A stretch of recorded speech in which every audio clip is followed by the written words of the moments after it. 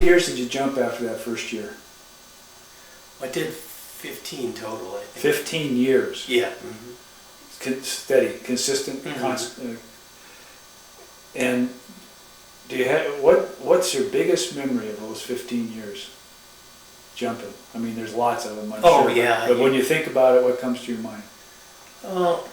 Things that stand out, and partly this was because it's towards the end of my stay, was the year at Yellowstone, which was pretty cool because that was my max. I had 19 fire jumps, and we started in May, and then effectively jumping ended in July, beginning of August, because they were afraid to put jumpers out in front of stuff because these fires were growing. So that was they had the big one fight Yellowstone burned up that year? Yellowstone burned so you were jumping there the year that the place burned down? Yeah, I jumped several fires, and then in and around Yellowstone and in the Salmon River and all over. 19 fire jumps, a lot of it in eastern Montana, Miles City, and further east.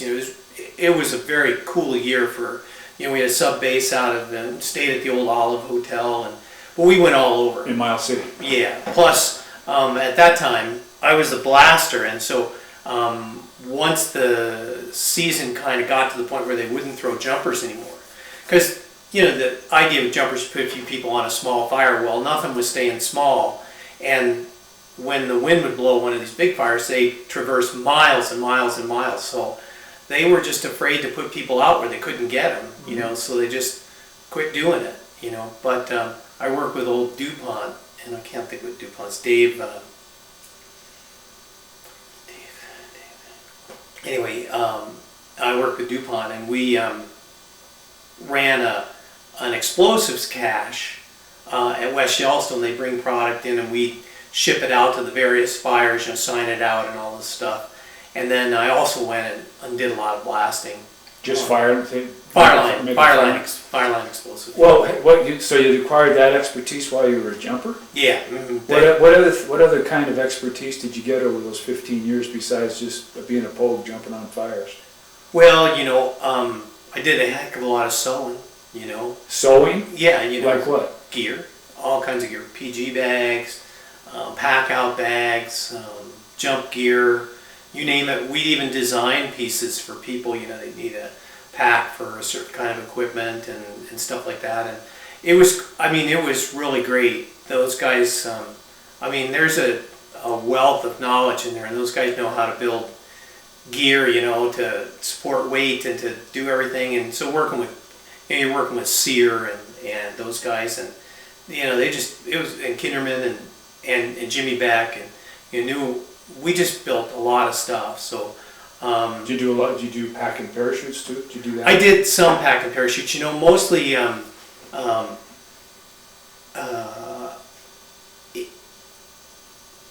it's kind of hard. I was working in the loft a lot, but the bottom line was I kept doing special projects like the engine program. I don't know if you remember that. For a number of years, and I like to tell you the span. It ended a few years ago. The jumpers in the winter and in the summer really would build low-cost fire engines for all the districts. What was happening is the Forest Service was looking around and they couldn't get fire engines in an affordable way. So basically, Paul Chamberlain designed an engine where the plumbing was exposed. It had the conventional pump that they use, with a Mark III pump head, and usually 200 gallons because there weren't trucks that would carry more. And we started building these things, and we'd have the boxes and stuff fabricated by the Job Corps, and then we'd build the plumbing, and one of these guys would bring in one of their old engines, and we'd take all the gear off it, and we remount it onto these engines, which are slip-ons. And so the idea was that for a one-ton truck, you could put a 200-gallon engine on it that would have boxes for storage. It'd have hose lays, baskets for bagged hose, the motor in the back with the pump, everything visible, and a hard reel. And the design that Paul had, no design is perfect, but for inexpensive, yeah, these guys would bring in an old engine and give us, you know, $3,000, $2,000, $1,500. I don't even know what they cost. And then we would supply them, and we'd use the money to buy the raw materials to build the boxes and send them to the Job Corps, and they do it as a work program, you know, for their welding thing.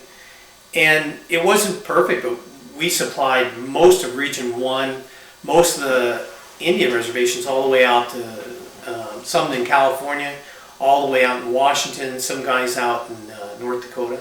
Wow. So it was a joint project with the BIA and the Forest Service to supply these engines. And eventually, when they got the truck that would carry it, we developed a 300-gallon and a 750-gallon engine, all based, and finally 1,000, all based on this plumbing system that Paul had developed. And you know, of course, we honed it down as time went on, you know. And so Floyd Whitaker and myself and Mike Crowley and some other guys worked on the project. So I wasn't the normal loft rat that was there year in, year out. You know, I went and did this, and I managed the program for a couple of years, and then, just because of personnel conflicts and everything else, I went back to jumping in '87. So from maybe '82 to '87, I was kind of an on-site manager for the program and delivered engines, built engines.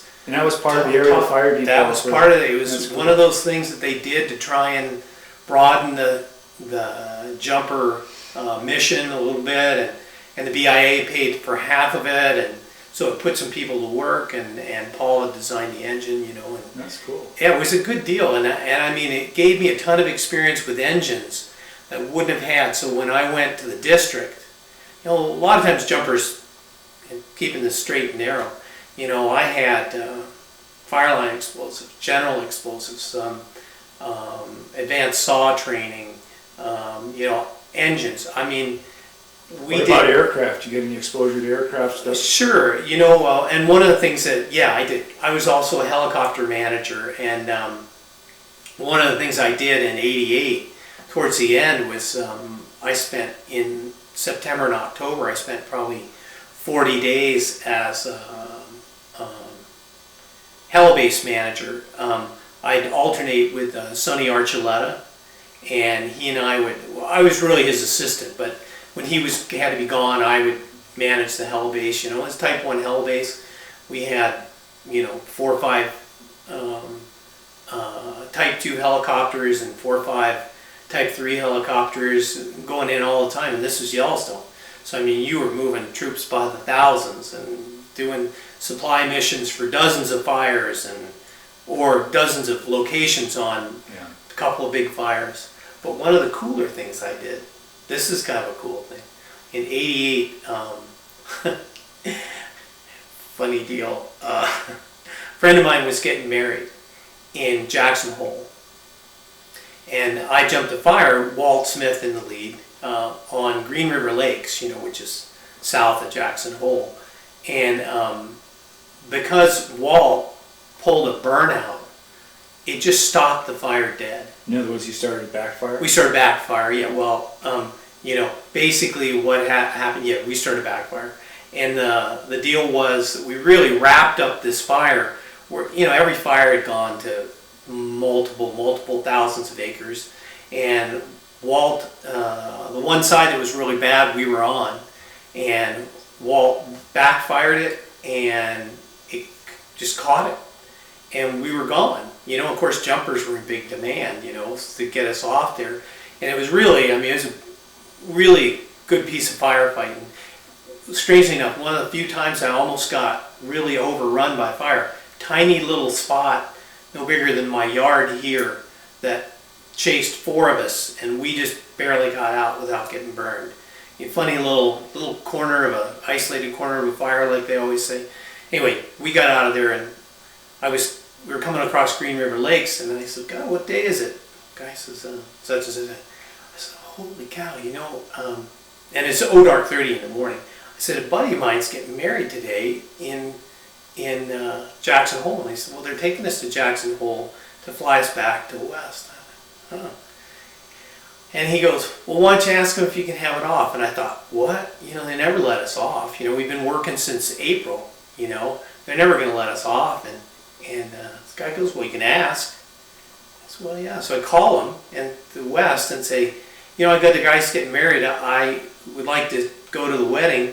Could I come back the next day? They said, yeah, you can do it if you can be back by noon. So anyway, I at the airport, I catch a ride with a Forest Service guy going into the depot. He gets there, and I said, is there anybody who can get me a ride up to this place? And everybody said, no, we can't. And the guy comes up and he says, meet me up front. He's in the Forest Service truck. He takes me up there and drops me off. Don't worry about it, you know, whatever. And drives back to go back to work at the depot.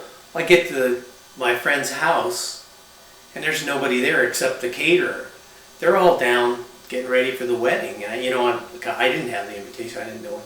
So anyway, I'm sitting there going, well, how the hell am I going to get down there? And the guy goes, I'm busy here. I'm sorry. I'd like to help you out. Phone rings. We're talking about it. And he goes, well, maybe I'll pick it up. Could have something to do with me. It's the best man. The ring is in the desk at the house. No lie. So we go, the caterer and I go through the desk. We pull the ring out. And he said, well, now I got to go. So he drives me down, and I have the ring for the wedding. So I go down, and I'm there at the church. And I'm wearing, I got a fire shirt on, grimy pants, whites boots. I got a greasy baseball cap, my PG bag, everything I own. I sent my gear back to West.